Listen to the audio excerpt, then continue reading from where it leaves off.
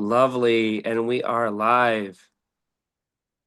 Happy Sunday, everyone. It's about 11 a.m. in the morning.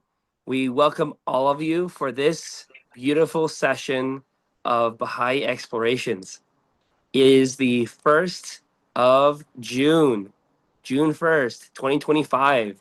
We're happy to have all of you here to discuss a pretty old topic, but one a lot of people still don't agree on. Question is, does the devil exist? Now, we're going to be presenting a Baha'i perspective.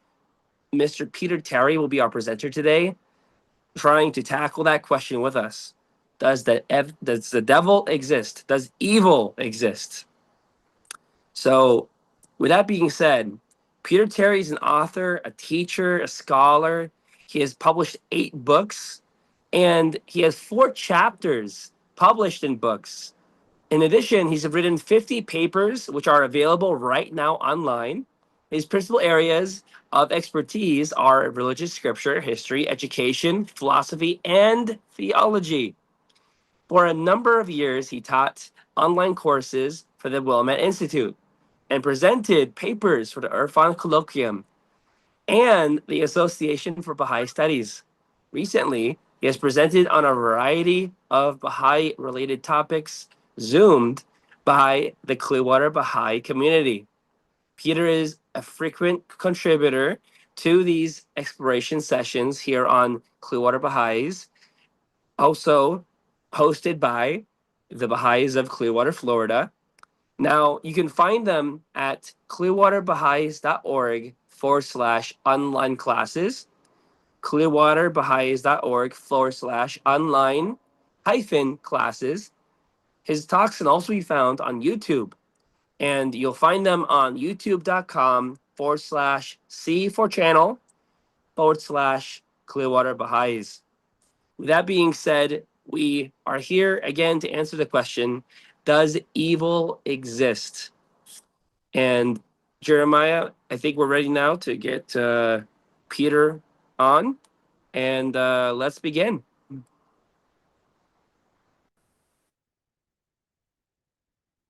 So do I have permission to share my screen? Yes, please do, Peter. Welcome. Okay, let's see now. There we go. There you go. Whoops. It Going started, all over the place now. and we see it. It Does started. evil Good. exist? Okay. There you go. Okay. So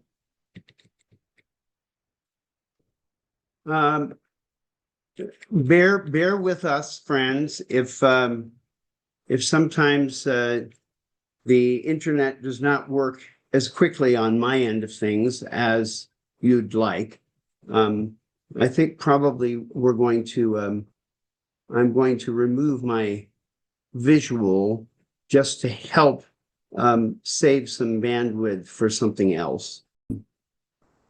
But I have to leave the audio. Okay, there we go. So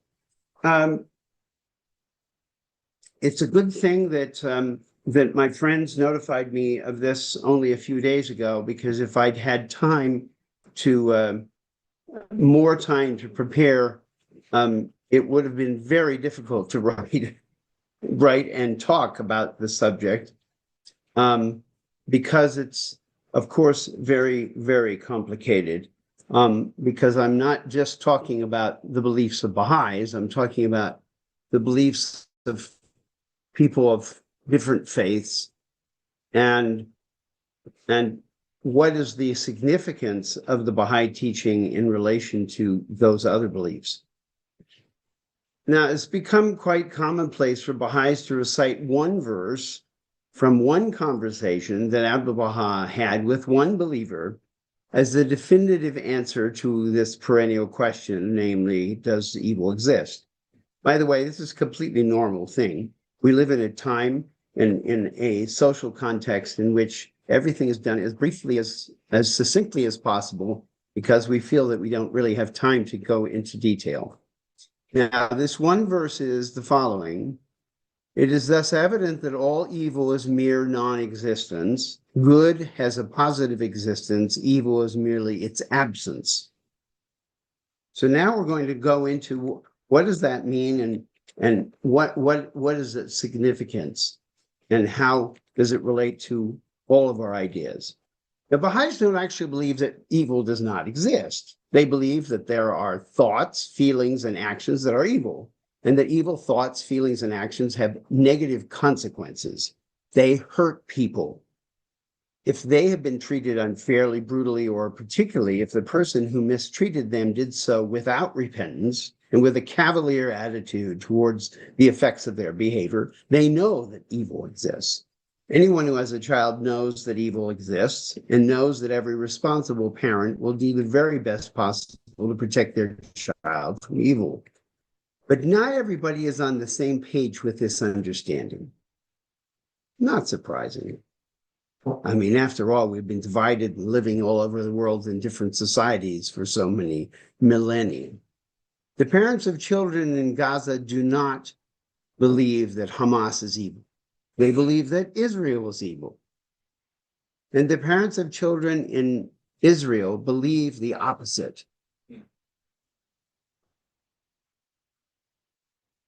Yeah. The parents of children, the parents in Russia and parents in Ukraine, it's the same. The Ukrainian parents believe that the Ukrainians are bad, and the Ukrainians believe the Russians are bad. It's not a matter of our time in history either. It's always been like this. What is evil to one person is good for another. I don't like to say this because I believe in a universal and objective standard for distinguishing evil from good, but I'm in the minority. Most people believe that their personal standard is universal and objective. The 98% of the German electorate who approved of Adolf Hitler becoming the absolute ruler of their country believed that his abhorrence of Jews, gypsies, homosexuals, communists, and all those who associated with him was justified. These people, from their perspective, were agents of evil, and if they could be made to disappear, so much the better for the good people, like themselves. It would be so nice if we could say that Germans were wrong and we are right. But as long as we believe in evil only, if that belief benefits us, we are deceiving ourselves. Abdu'l-Baha begins his first talk on the subject of evil with the present words. Prescient words, I should say. To explain the truth of this matter is difficult indeed. Now, in this document, which is being shared to you through the website, Clearwater website, you can read the whole text. At the very bottom, I've cited both of the texts from Some Answered Questions, chapter 74 and 76. To be objective and to look at the question of evil not only from a human perspective, but from a God's eye point of view is difficult because we are so adamant to retain our personal beliefs. Abdu'l-Baha continues, know that created things are of two kinds, material and spiritual, sensible and intelligible. That is, some are perceptible to the senses, while others are only perceived by the mind. His argument throughout this talk is that evil has no spiritual existence. In other words, there is no spiritual existence to evil. That is a huge statement, and one that contrasts with the teachings of all the major religions.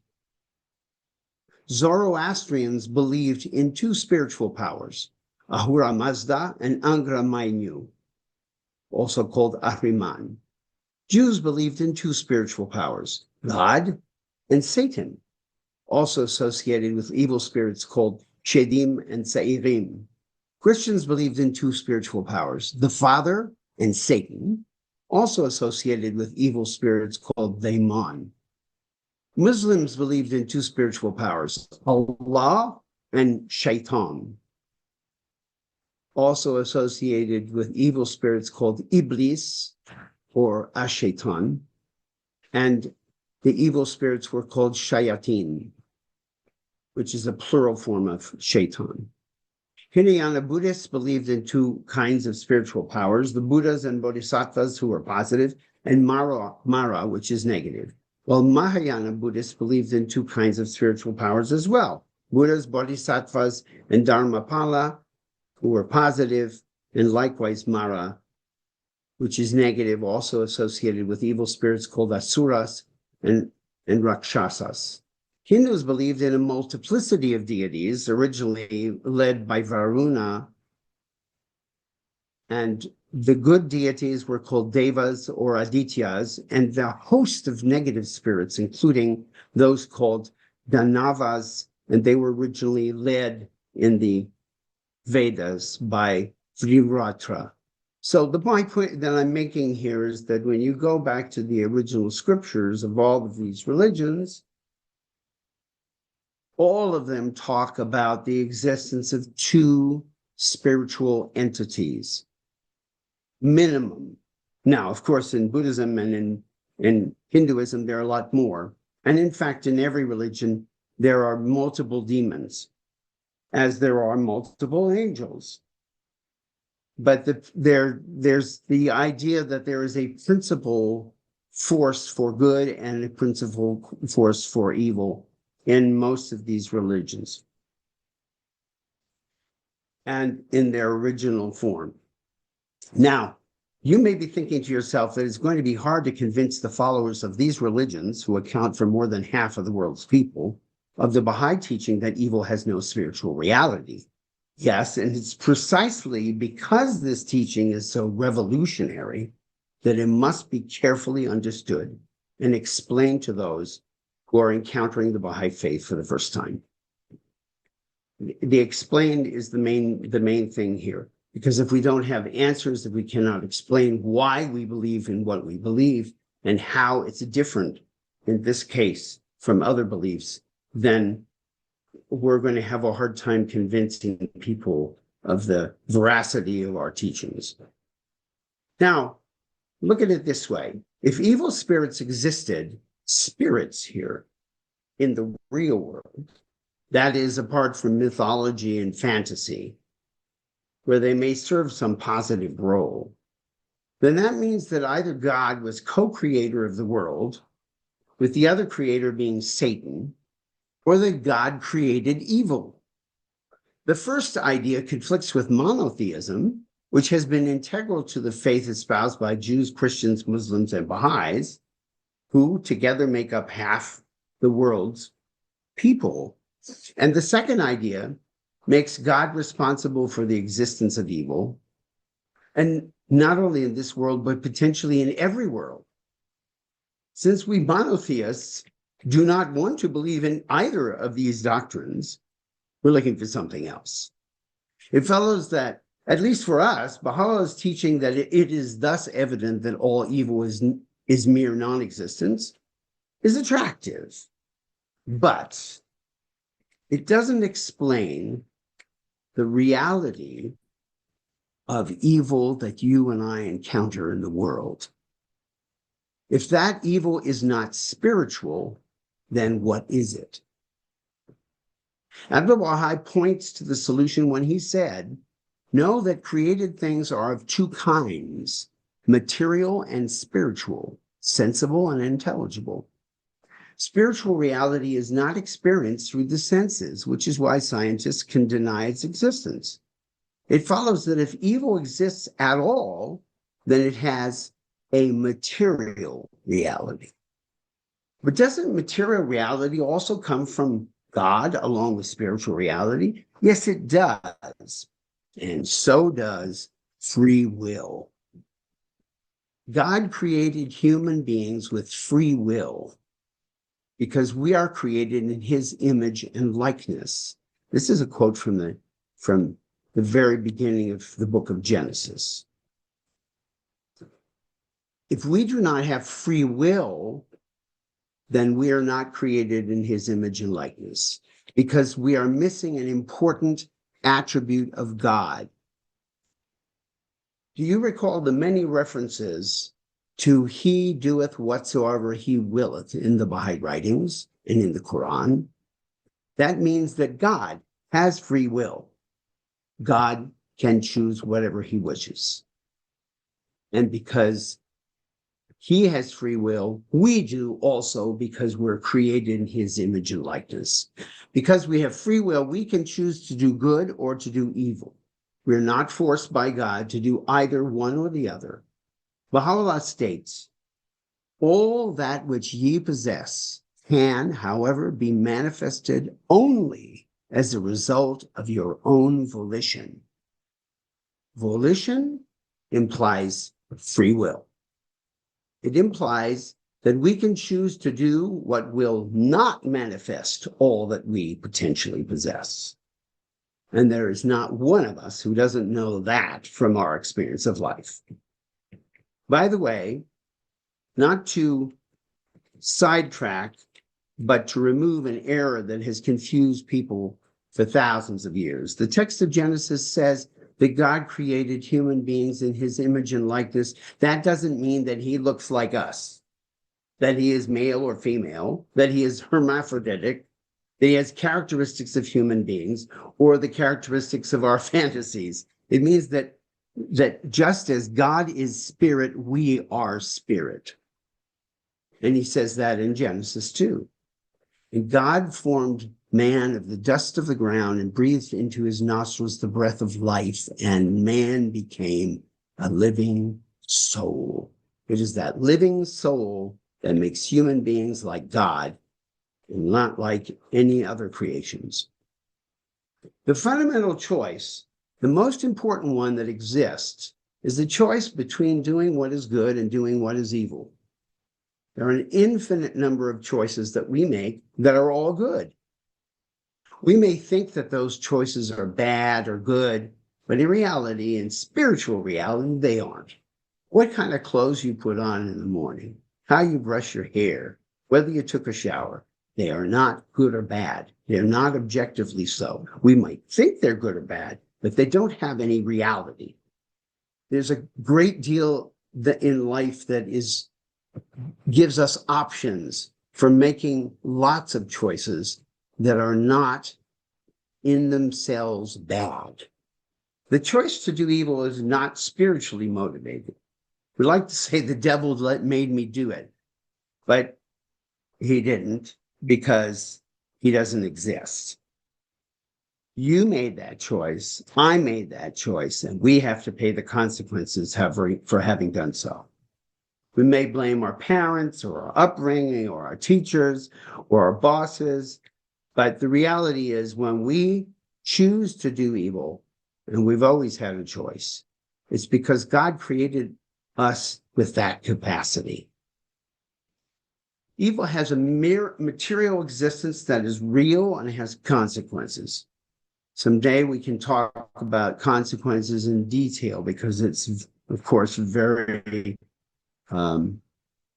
loaded question, shall we say, because we encountered evil on such a regular basis.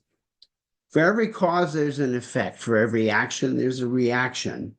When we look around us and we see evil everywhere, we should not have any doubt about who is responsible for that evil. It's not God. It is not Satan. It is us.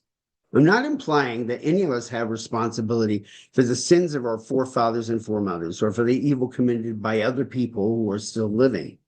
That would be contrary to another attribute of God, justice. It is contrary to justice that we should pay for the choice of evil by others. It also contradicts another attribute of God, mercy. He loves us. As Baha'u'llah wrote, I loved thy creation, hence I created thee. Wherefore do thou love me, that I may name thy name and fill thy soul with the spirit of life. He created us with love, and if we return that love and of our own volition seek to manifest all that we potentially possess, then he promises to fill thy soul with the spirit of life. But I already have life. So why would I need another life? Because the fullness of human life is not that which we were given, which God bestows upon us as babies. It is what we do with it that makes all the difference. I'm sure that you've read in the Gospels where Jesus talks about the second birth and how important it is to be reborn. Did you know that Baha'u'llah and Abdu'l-Baha wrote a lot about it? That's a topic for another day, too. Not to pick on Adolf Hitler, but because his life furnishes a picture of the choice that is for each of us to make. Ever since childhood, Adolf's father wanted him to be a civil servant like himself. It seemed to Daddy this would provide a stable income for him, whatever he might choose to do. And for as far back as he could remember, Adolf wanted to be a painter. With a burning desire like this, who knows what he might have accomplished?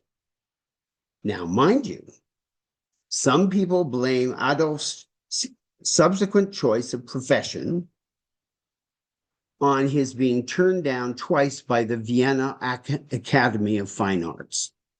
Well, how about that? How about all of us who have been turned down by one school or one employer or one friend? And so did this cause us to become genocidal dictators? No, it didn't. We know that he chose freely to leave behind painting and take up genocidal dictatorship. And we could say, sure, he was influenced by all sorts of material factors, but the ultimate choice was his to make. And that is why he is held accountable for that choice by us and by God. This perspective, of course, is radically different, not only from traditional religious teachings, as we have seen, but from the materialism that has prevailed with increasing power and inclusiveness throughout the world. Materialism believes that human behavior can be altered only by physical factors. Karl Marx's philosophy is far more popular than we may imagine. It blames everything that has gone wrong on other people. And it insists that only by either getting rid of these people or changing them in a fundamental way can rectify the problem. But they found that it was a lot easier to get rid of them than change them, and hence the vast death tolls racked up in communist countries, including wherever communists have tried but failed to take over countries. As for their record in changing people, they were temporarily successful in taking over the education of children, but as soon as the children grew up and could make decisions for themselves, they made other choices. They broke with their upbringing and they embraced the opposite. It is their choice of unfettered capitalism which has made China one of the richest countries in the world, not the success of communism. If we are accountable for our choices and cannot achieve our potential except through our own volition, through our own actions, and if the standard for good and evil is set by God, then we must inform ourselves of God's will. Otherwise, we will have no objective standard for distinguishing between good and evil. Billions of people believe that the standard for good and evil is set by their religious and secular leaders, and all of us are taught to believe that from early infancy. But something else is in charge. There is some truth that these leaders have influence on us. But the greater truth is that God is in charge. He has been and he always will be. And that he created us with free will. That is why, and I quote a much beloved hidden word, the best beloved of all things in my sight is justice. Turn not away therefrom if thou desirest me. And neglect it not that I may confide in thee. By its aid thou shalt see with thine own eyes, and not through the eyes of others, and shalt know of thine own knowledge, and not through the knowledge of thy neighbor. Ponder this in thy heart, how it behooveth thee to be. Verily justice is my gift to thee, and the sign of my loving kindness. Set it then before thine eyes.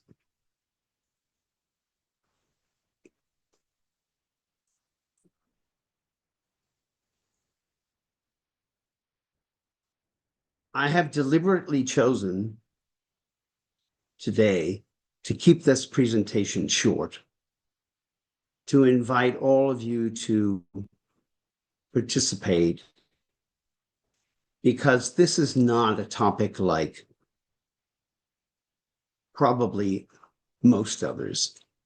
This is something that we have deep feelings and thoughts about, and trauma. Each one of us have experienced a lot of things. We know about evil. And we've all asked this question so many times. Why did this thing happen to me? Why did it happen to that person? And so I'm going to invite you to speak up. Try. I think Jeremiah will recognize people who raise their hands in a certain order so that everybody who wants to can speak.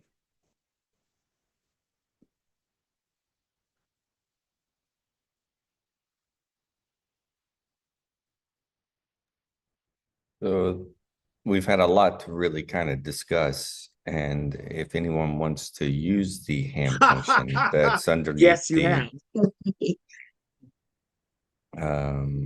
So if you go to the react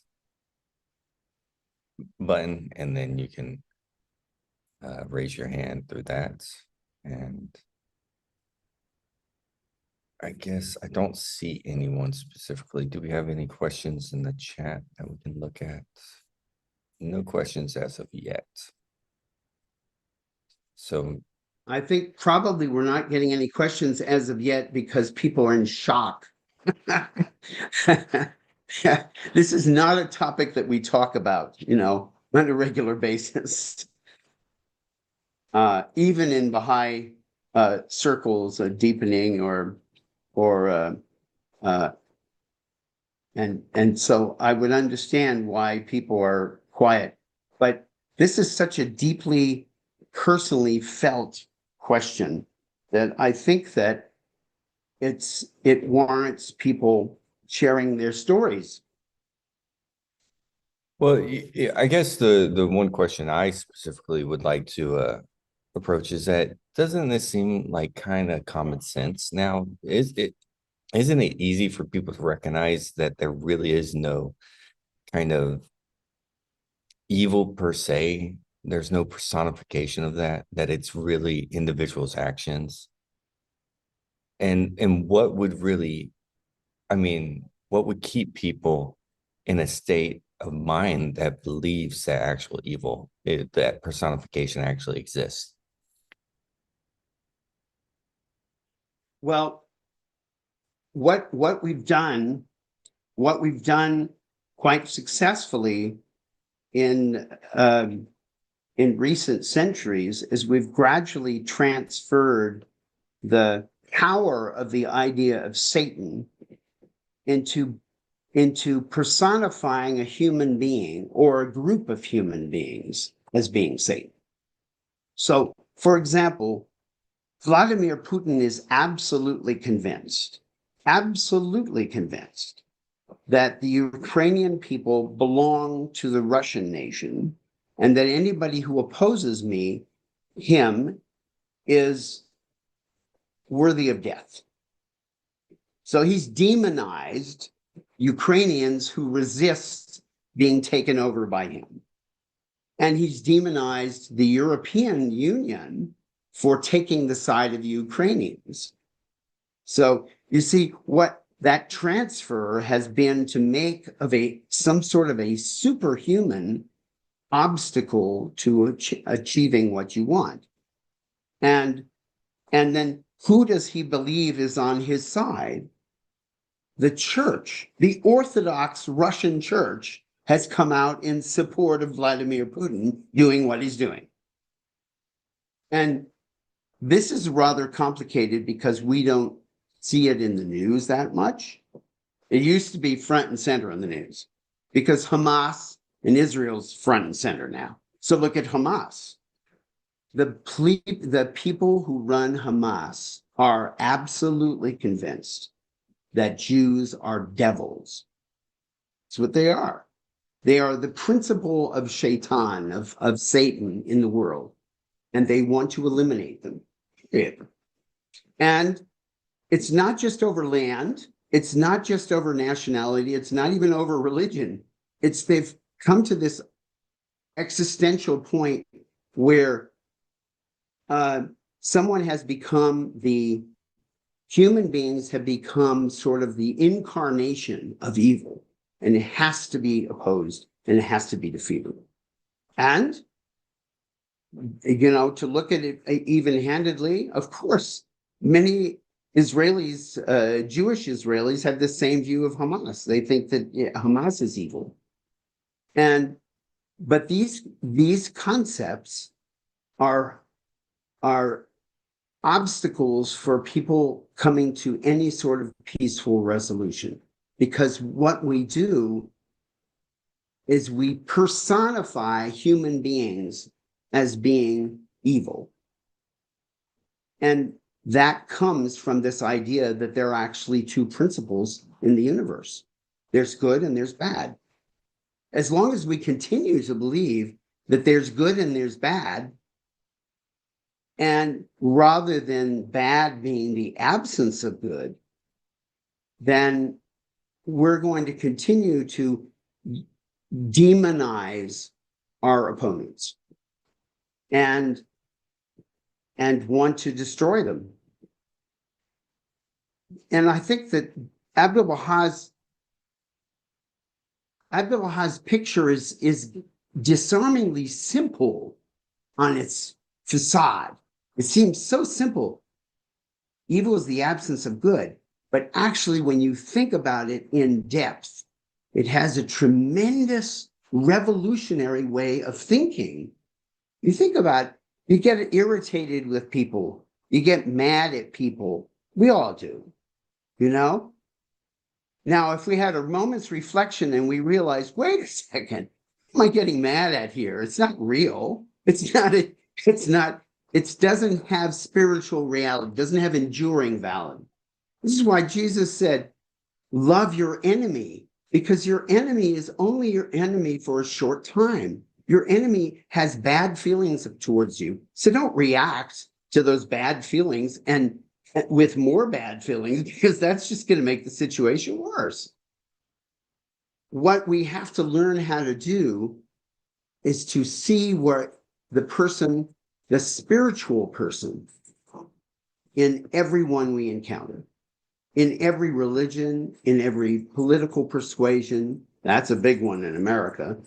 In every race, in every sort of variety that we can come by, is to see the spiritual in that person. Because when we see the spiritual is only good. That is what Abdul Baha says in all of his writings, and Baha'u'llah as well. There is no evil in good. There's no mixture. And I think that psychologically, if we encounter the things that upset us in this world, in this life, and we respond to them by recalling the spiritual reality of the person in front of us, that makes all the difference. That Baha'u'llah had made a statement that said, the Guardian translated in the Gleanings. He said, when two people are angry and disappointing with each other and disagreeing, see me standing before you. How much more potent can you get than that? He's saying, visualize that I'm present. Do you think you're going to fight anymore if Baha'u'llah is present? No, you're not going to. You're going to be so ashamed of expressing this anger towards your fellow believer that you're going to back off. You're going to, because by his mere presence, he's reminding you that your eternal reality is spiritual, not material. We all have this material side, but it's only working in this world. Yes, go ahead. And I understand that, and I'm sure a lot of people actually understand that. But the reality is, it's much harder to do when you're in the moment dealing with the consequences of other people's actions and how those actions could affect you, whether it's something that's very dramatic, like, people causing physical harm or they in some capacity to you. And to me, a lot of these ideas that Abdul Baha actually teaches are more universal and things that are to a large extent easier in some ways for societies in general and governments to actually take a look at and to implement. Whereas, but on the ground level, I also understand that from an individual standpoint, we're supposed to be able to do this. But I don't know if a drunk driver slams into me and severely injures my children, there's it's very difficult not to want to end that individual's life because they were so reckless and to me and my family. Do you understand? And to That's a simply great say, example. see Abdul Baha before us is not something that I would easily come to. Does that, and thank God I pray I never have to enter scenarios like that. But millions and millions, I mean billions of people do on the daily. So how do we reconcile those kind of things? Well, first, I think it's really important because you're speaking as an individual and you're talking about your own estimation of your own capacity.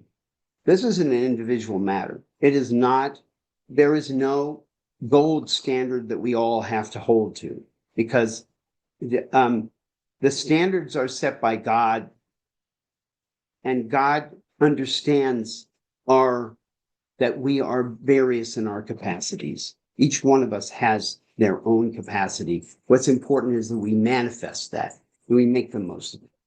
Now, am I, to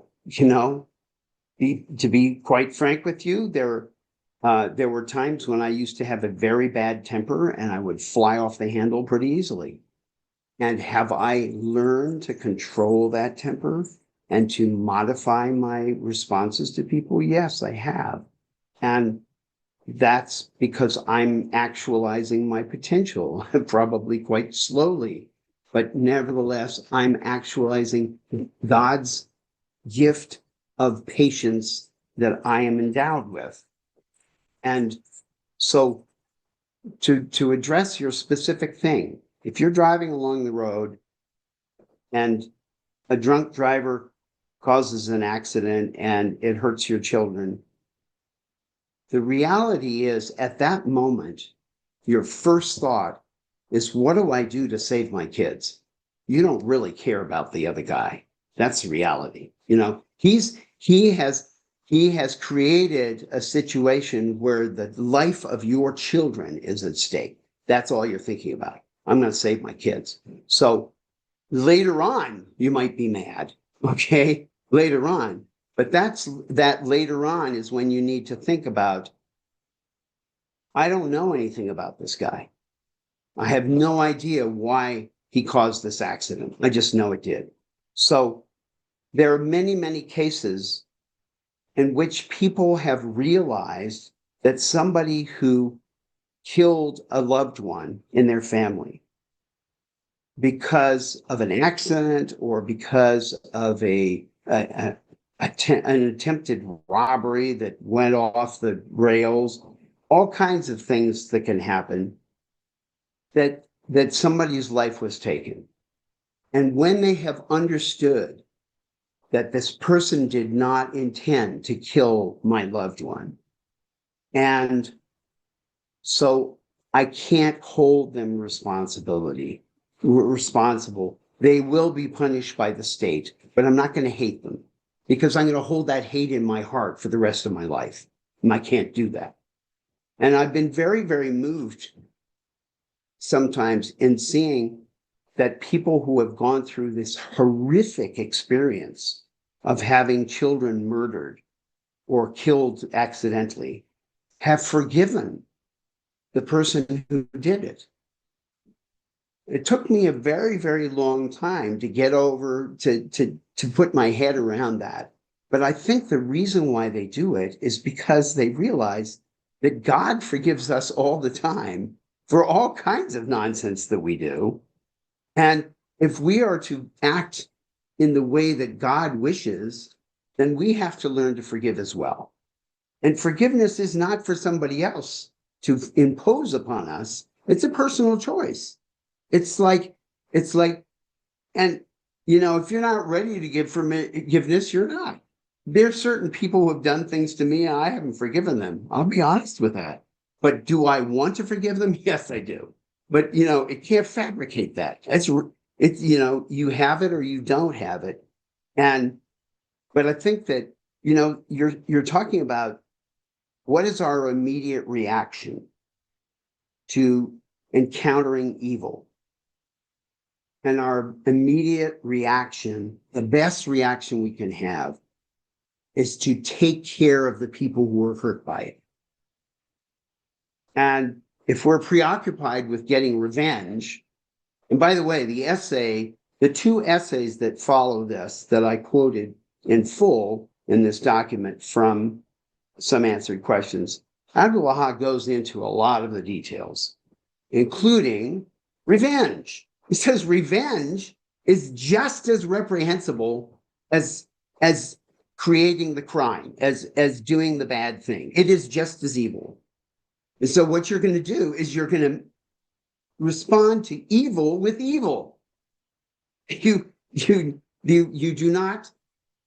get any brownie points for that.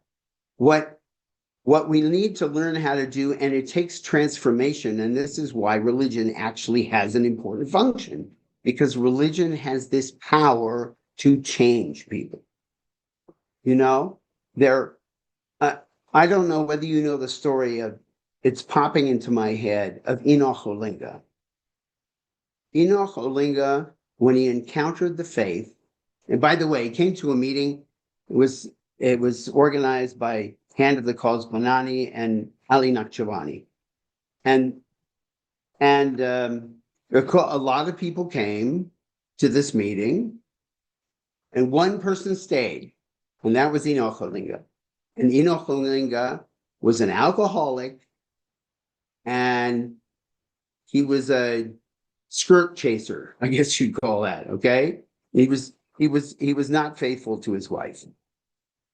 And he became a Bahai, and he completely changed. He completely changed. And how do we know he completely changed? Not just by observing his specific behavior, but by looking at the people who were attracted to him spiritually.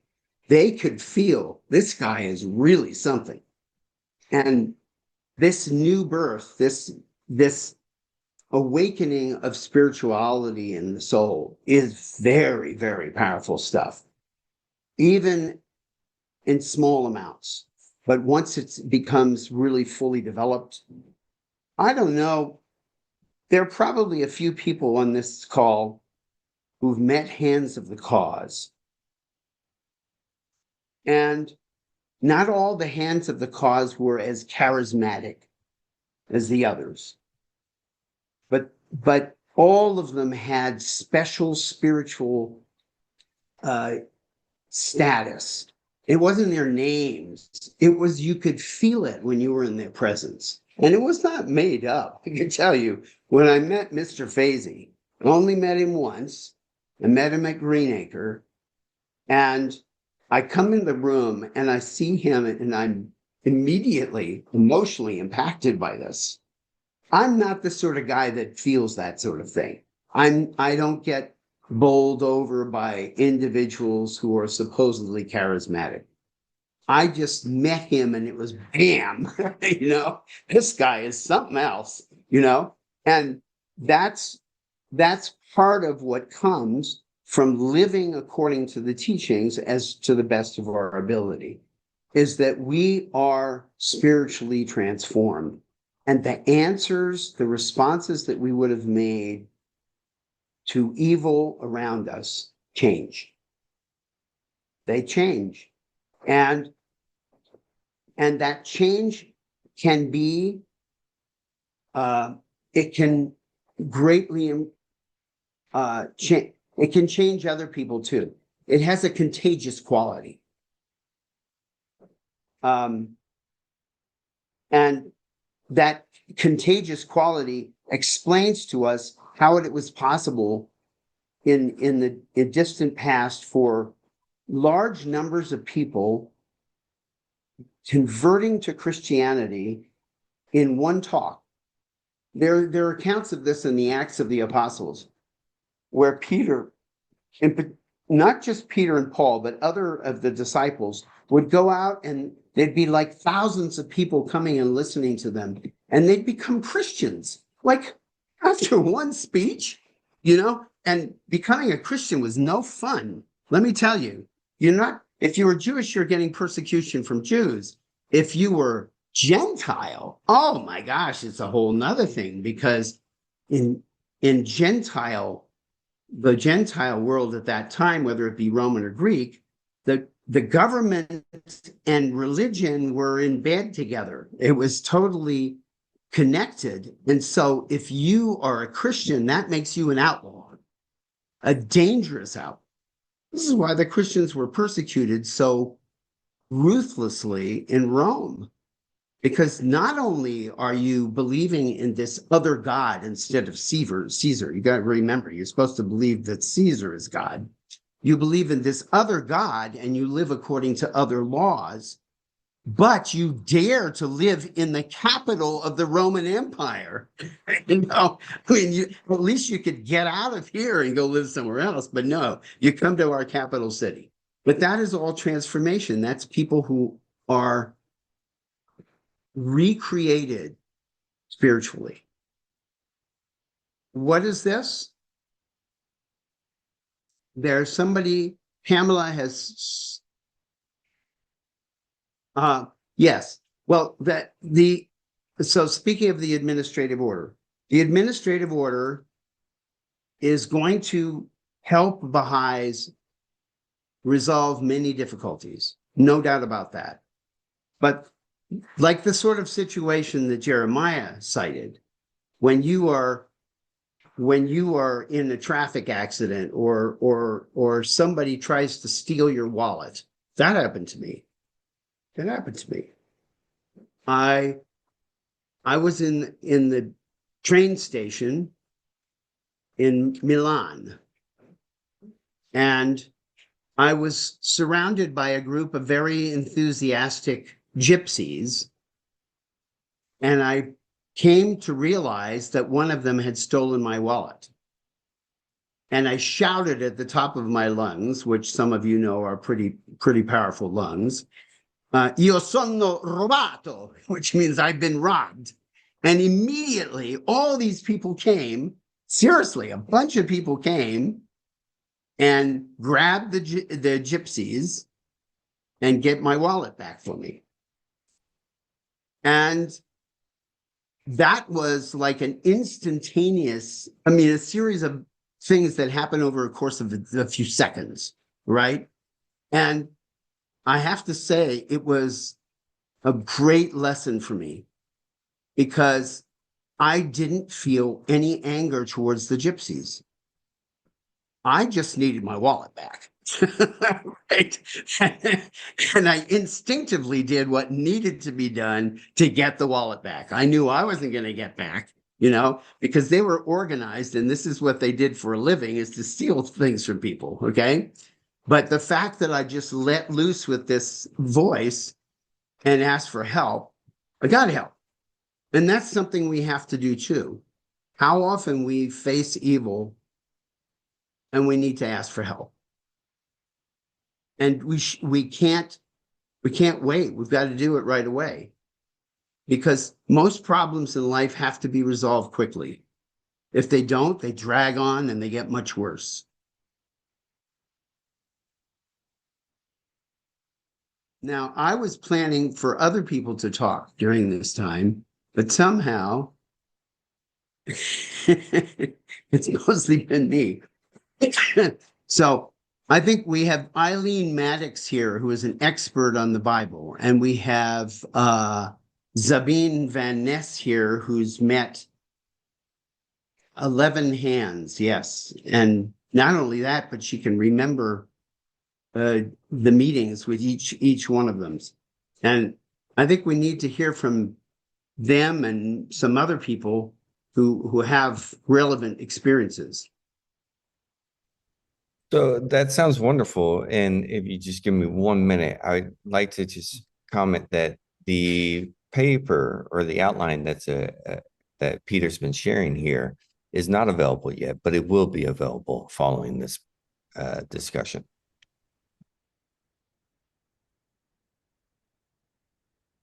I could add one thing.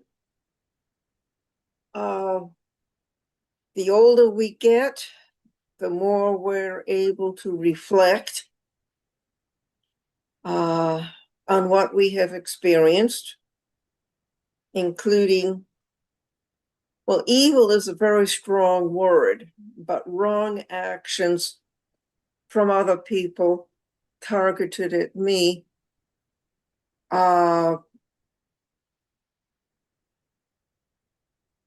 And then you come to the point where you realize some of these things changed my life. And I'm very grateful that they happened. At the time, I experienced heart-rending loss, but I was supposed to learn something from it. And some of that learning took decades. But I finally realized how fortunate I was that these events happened, because they changed my life trajectory and eventually brought me into the Baha'i faith. And another perspective that I have recognized is, as the country music scene says, they done me wrong. Well, we all die. And that's up to God to handle. After we pass over, all of us are brought to account, and nobody gets away with anything. And I realize that the people who have done evil in my life, God will take care of it. They're going to pass on just the way I'm going to pass on. And we'll all get ours when the time comes. And I just try to lighten my own load so that I don't have a traumatic experience when I pass over, but hopefully we'll be met with love and light. We can hope. I do try to take care of things as they happen, which is, like Peter, something I've gradually, through the Baha'i faith, learned to do, to not react instantaneously, but to reflect and try to choose a wiser course of action. And those are my words of wisdom for today. My dear friend Eileen, it's so wonderful to see you and hear you speak again. Thank you, I Peter. wanted to I wanted to give you when you were talking about going through these various troubles in life and then how they ended up bringing you where you were trying to get to anyway, right? Exactly. So they looked like they were obstacles, but they weren't. They were actually means for you to get where you want it. Yes. I'm thinking immediately of that wonderful story that Baha'u'llah repeats from the Sufi tradition in the Seven Valleys, where there's this this fellow who's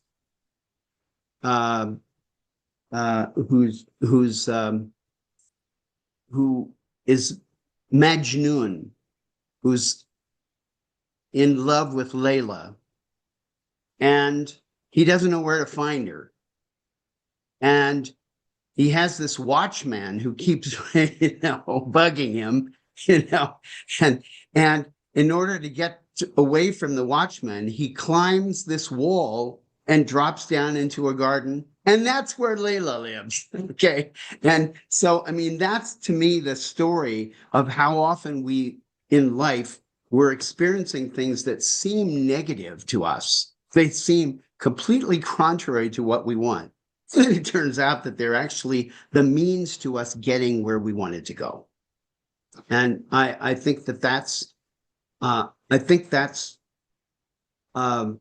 a universal human experience. And we need, if we were to learn that as children, it would be a whole lot easier to be children, and to become adults.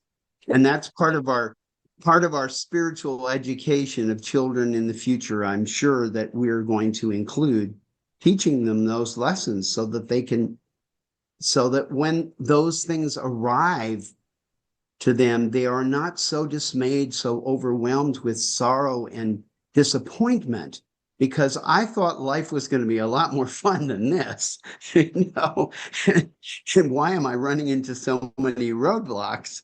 Because you need to, because the roadblocks are actually going to point you in the right direction.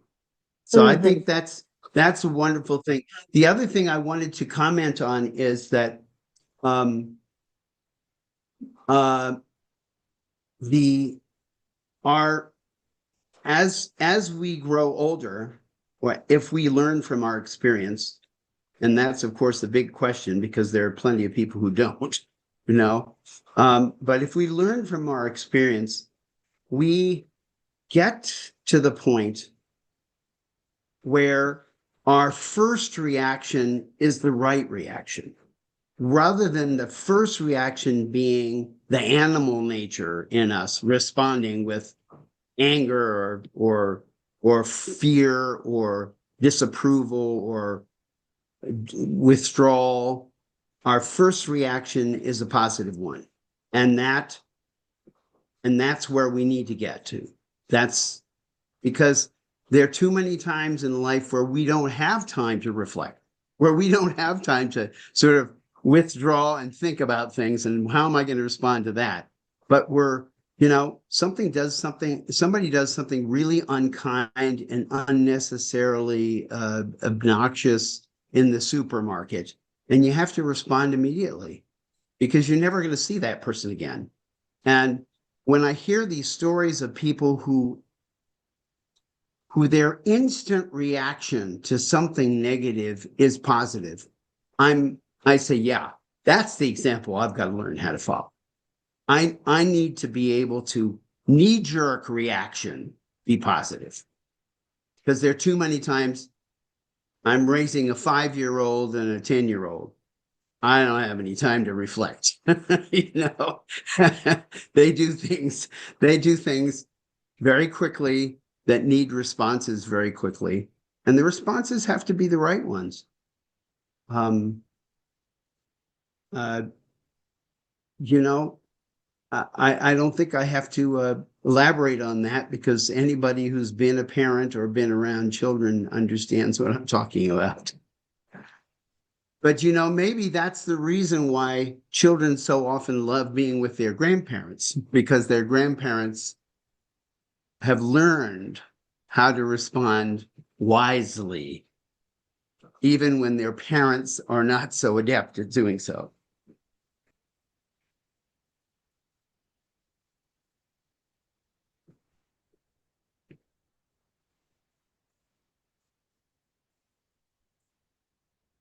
Well, I see that Zabine is not electing to come and join this conversation, so maybe somebody No, else I'm wants to. okay. I'm okay. Here I am. I was just listening and I didn't want to barge in. Well, this is as you shared. I met 11 hands, and the one that I spend the most time with and had the largest impact on me personally was Bill Sears, because I happened to be a chauffeur on and off, and he always held me accountable. He always was very direct. And he said, "Where's the been? Who have you been to?" And I was just a brand new Baha'i, right? 3 years into the faith. I became Baha'i in 69. You're talking about 72, 1972. And he always made sure that I understood my individual obligation and duty. And he said, if you fulfill your obligation, your individual, not theirs, not them, not those, but if you fulfill your individual obligation duty, which is teaching the faith, you will find transformation automatically will come along with it. You'll have tests, you'll have ups and downs, but the house of justice says what? Leave your mark behind. And you're saying, well, what's the mark? I mean, it sounds like self-grandiosing and sounds like, oh, I've got my mark. And, your mark is in the eye of the beholder, and the grace of God, you'll find out whether it actually was a mark or not. Now, coming fast forward here now, all these years later, reminds me of this last couple of weeks. As some of you might know, I have this huge project in Cameroon with an academy and a hospital and a museum and all of that. And one of the persons there that really is step, even though all the people working there are Baha'is, but one of them is a Catholic sister. Her name is Madame Saibert, and she comes from Switzerland. She knows I'm from Germany, she's from Switzerland. Both have different faiths. And what happened is that she and I have connected because we are in the middle of the outreach of Boko Haram. She's been held hostage. We have had problems over there. So she's not well right now. She's going back to Switzerland. And so we shared, why are we at our age, at our stage in life, how do we feel transformed through our faith in order to withstand tests and difficulties, whether it's being taken a hostage? I've been taken a hostage myself at Bosch. Some of you might remember that. And I've looked down barrels of shotguns twice besides that. So I think in life, it is all about your primary focus. And I think the hands really beat them into us, say, each one, teach one. And so, if you focus on your primary duty, besides recognition of the manifestation, you're going to be just fine. If you become a distraction and wander off, you'll find that tests and difficulties come along with it. So, all I say is stay focused. Look into your obligation, and look into the requirements that duties that the Universal House of Justice is sharing with us. And I've been really, really fortunate because on and off I've been mentored by Hooper Dunbar, and I know we're all saying prayers for him right now. But I talked to him just 3 days before he had a stroke. In fact, he called us at the museum. And he always shared, stay focused, keep your head low. You will become transformed as you perform your duty and obligation. That's all I want to say and add to that. That's wonderful. You brought up so many points that I did not, and I'm very grateful to you for doing that. And Peter Burns also has a hand up, so I want to recognize him. Please go ahead, Peter. As soon as you are unmuted. Yeah, you have to unmute though. You see how to unmute yourself? No? Jeremiah, can you unmute him?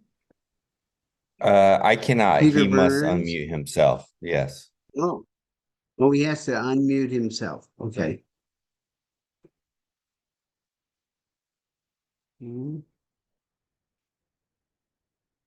Does he know how to do that? Peter, I Peter, think I think if you have your Okay, Peter. Yeah. what? Baha'u'llah speaks about reward and There you punishment, go. the stability of the world. So in the end, at the end of the day, evil, as we call evil, uh,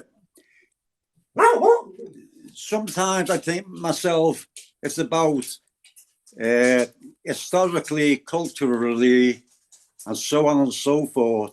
It's the blaming of other people, which is the cause of it's whether it be prejudice, religious prejudice, and so on and so forth. It's the blaming of other people which cause these negative aspects within the world, wars, demeaning people, slavery, and so on and so forth. So, what really comes to mind to me, where Baha'u'llah speaks, that the stability of the world and the stability of the human being as well is reward and punishment in this world and in the next world. Yes. Yes. And by the way, there's a passage in wonderful to hear from you, Peter, again. There's a passage in the Gleanings that was translated by the Guardian, in which he says even the materialists, it's very, very unusual. This is the only place that I've seen him talk about materialism. He says even the materialists appreciate what the counsels that are given by the prophets, because the prophets tell people to shun evil and embrace good. He says this is good. They appreciate this because if you don't have law and order, so to speak, of reward and punishment, then no system can exist. No person can exist. We run rampant in an anarchy with no values, no shared values at all.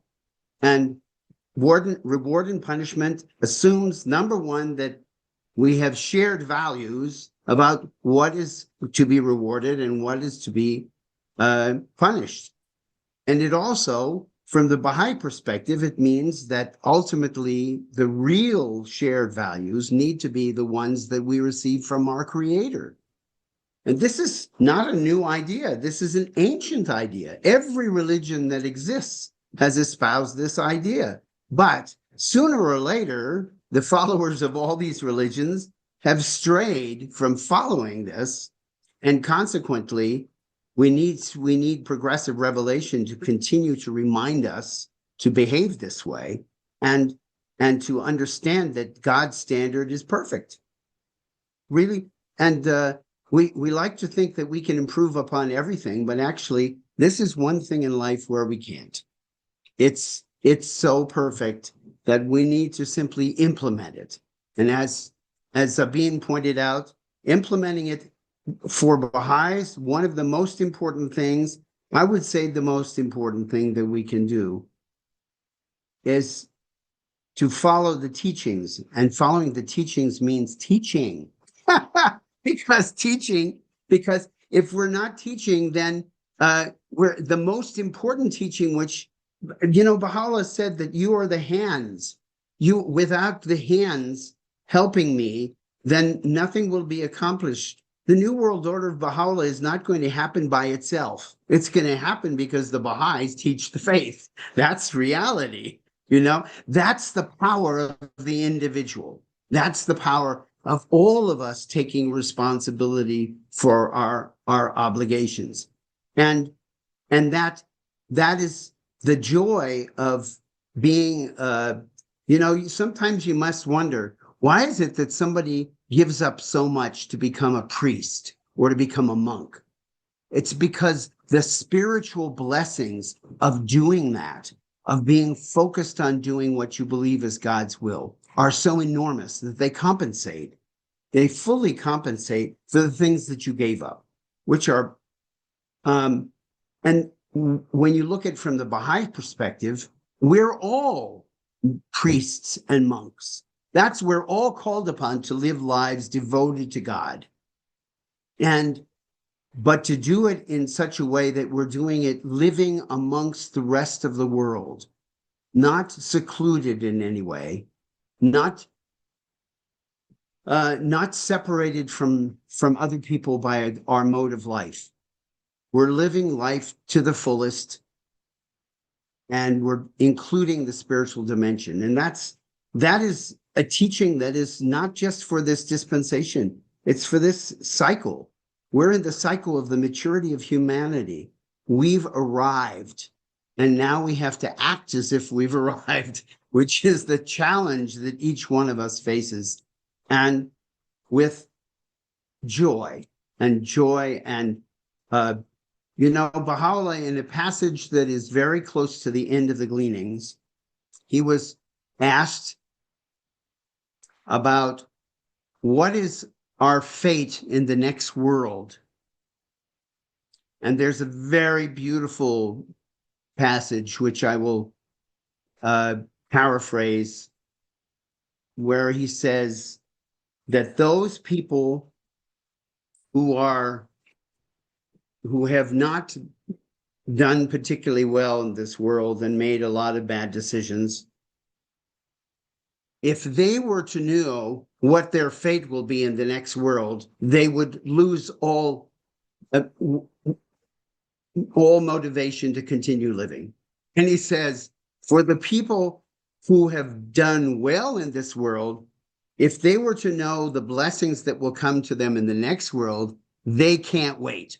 They want to go tomorrow. So it's just a beautiful kind of depiction of the fact that either way, if you were to know about what your afterlife is going to be like, you're not going to want to be here anymore. You're going to want to set sail. And so I think it's very interesting that all of us have this very intimate relationship with this question of good and evil. And I look forward to any comments that you would like to make in the future. Jeremiah and John have my email, and you will have the document. In fact, I will put I'll put my email on the document, which includes these 2 talks that Abdul Baha gave. And I've only started to mine the jewels that are found in those 2 talks. And this is not to discount in any way what Abdul Baha wrote and spoke on other occasions about this subject, or Baha'u'llah or Shoghi Effendi. But these particular responses to the question are so succinct and so simple that I think all of us can understand them and take them to heart. Well, Peter, we really appreciate you taking the time to facilitate this discussion and these topics. And we really appreciate you being able to do it on such short notice. So again, thank you very much. And with that, if there's no other points of discussion or any last thoughts, then we can go ahead and close out. All right. Allahu Akbar, friends. Bye-bye. Everyone have a great Sunday.